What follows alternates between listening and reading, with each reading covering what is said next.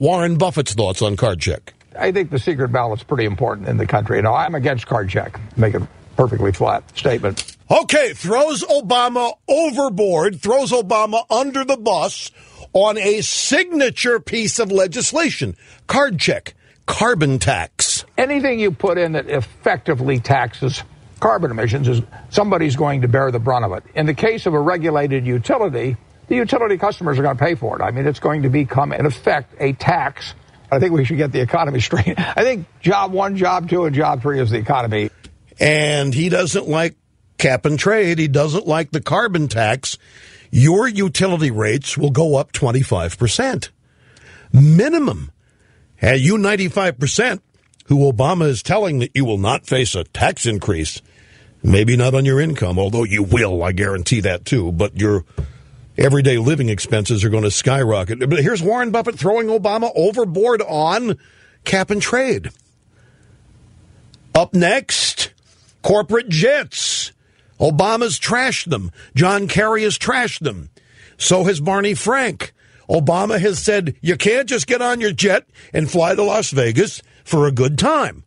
You just can't do it. Those days are over. Here's Warren Buffett on that notion. I do have a dog in this fight, and so put me down as biased, but I do think I use a jet both personally and with business. I mean, I have my own things I pay for, but I use it in business. Berkshire has been better off by me having a plane available to go and do deals or whatever it may be. I think it's a big mistake to start demonizing anybody in this game. I just think that it causes the American people to look backwards, and we don't want villains. Well, he's thrown overboard Obama 3 times now on fundamental signature Obama issues. The economy in general. Warren Buffett. Job 1 is to win the war, the economic war. Job 2 is to win the economic war, and job 3. And you can't expect people to unite behind you if you're trying to jam a whole bunch of things down their throats.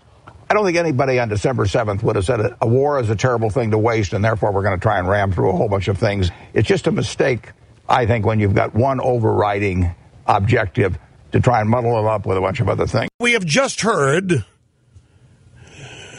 Warren Buffett, Mr. Capitalist, Mr. Economy, essentially throw Barack Obama's policies overboard, under the bus, yesterday in a wide-ranging 2-hour appearance on CNBC.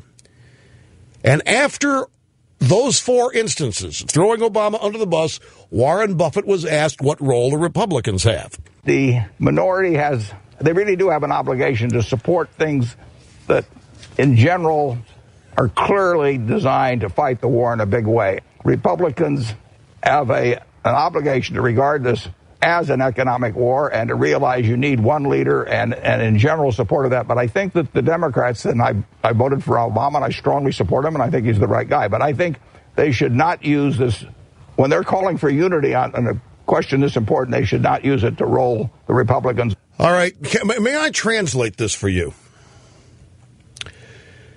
I like cornflakes, but I'm not saying you should. If you don't like cornflakes, it's fine with me. And Obama makes a valid point about Frosted Flakes, though I personally find them too sweet, but that doesn't mean you should avoid them altogether. We just need to be happy, work together, and the Republicans need to realize there's only one general, but a general has many majors.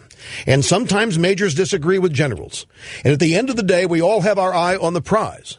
And I hope that when it's all said and done, things work out. That's how in the world can you throw Obama's policies overboard?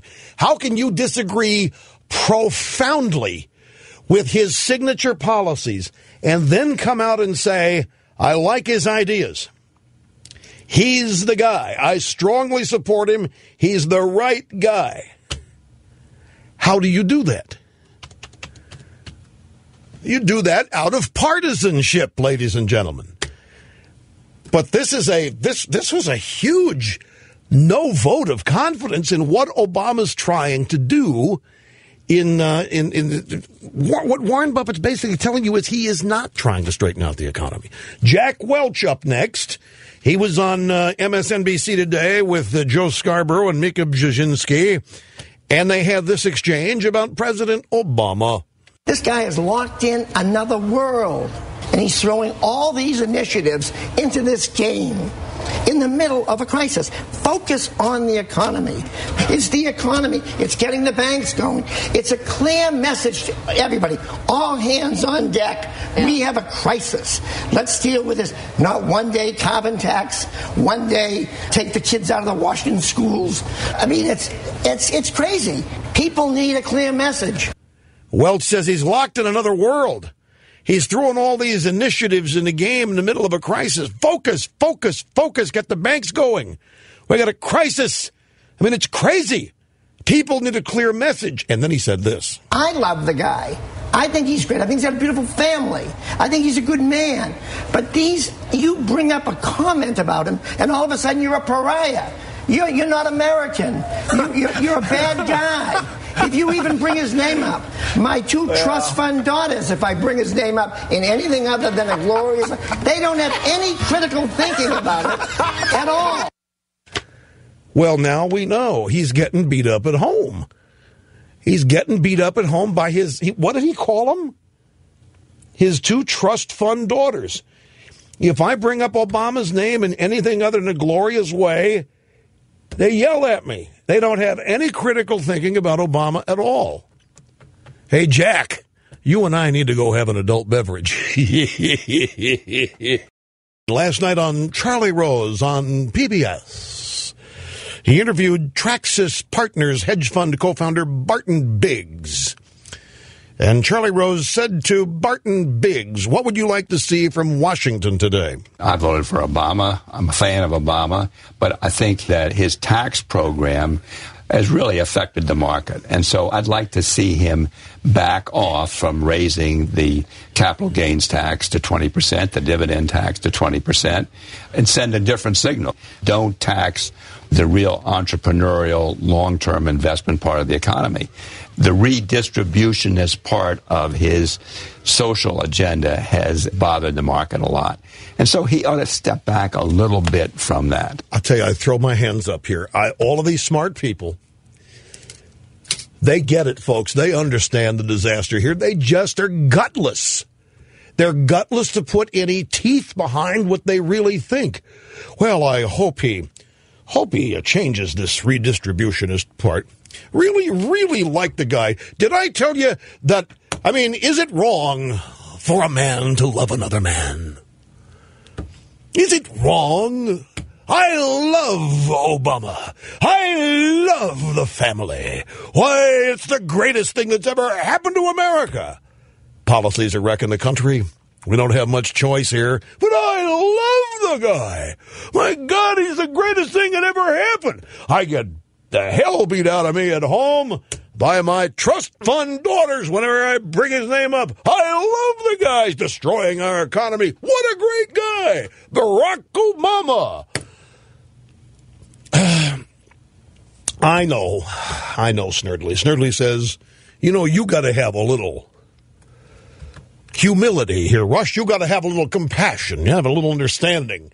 These guys can see what they're doing to you.